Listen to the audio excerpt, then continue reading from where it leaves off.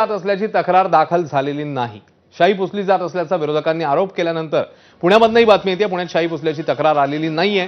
पुण्यातले अतिरिक्त आयुक्त यांनी हे स्पष्टीकरण दिलेले आहे। ही बाब त्यांनी समोर आणलेली आहे।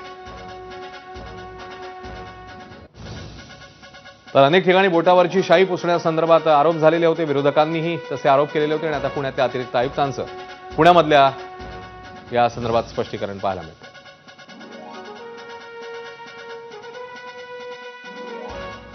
11 मतदान केंद्रांवर ही मतदान प्रक्रिया सुरू आहे।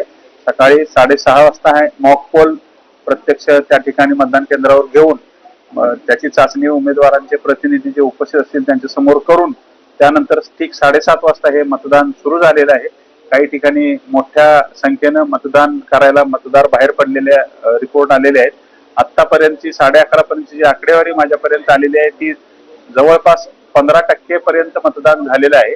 आणि सकाळचं जरा टेम्परेचर इकडे थोडेसे थंड हवामान असल्यामुळे आता इथून पुढे ते मतदारांचा बाहेर पडण्याचा कल हा वाढत राहील आणि प्रशासनाने वेळोवेळी स्वीपच्या ऍक्टिव्हिटी अंतर्गत जनजागृतीचे वेगवेगळे उपक्रम राबवलेले आहेत।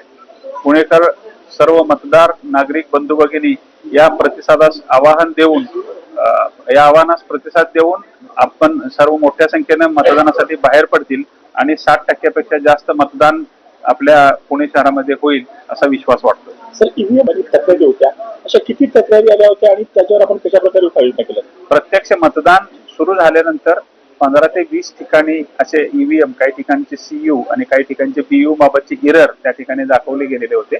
परंतु सेक्टर ऑफिसरकडे अतिरिक्त स्वरूपात पुरेशा प्रमाणामध्ये तयार केलेले बॅलेट आणि कंट्रोल युनिट असे ईव्हीएमचे सेट दिलेले आहेत। तातडीने त्या ठिकाणी आयोगाने घालून दिलेले एसओपी प्रमाणे त्या ठिकाणची मशीन हे बदलण्यात येऊन त्या ठिकाणचं मतदान हे सुरळीत करण्यात आलेलं आहे। कुठल्याही आता गोंधळाची परिस्थिती अशा ठिकाणी नाही आहे। सर काही ठिकाणी बोगस मतदानाचा प्रकार देखील समोर आलाय तर काही ठिकाणी हातावर जी शाई लावण्यात आली आहे ती लगेच पुसली जाते असे देखील प्रकार उघडकीस आले। हे कशामुळे? बोगस मतदान करण्यासाठी आलेली व्यक्ती त्याची जर ओळख पटवू शकला नाही तर ते बोगस व्यक्ती आहे म्हणून हे गृहीत धरलं जाऊन त्या केंद्राध्यक्षांमार्फत त्यांना पोलीस। आता सोलापुरातनं बातमी येते प्रभाग क्रमांक 8 मध्ये तब्बल दीड तासापासून ईव्हीएम बंद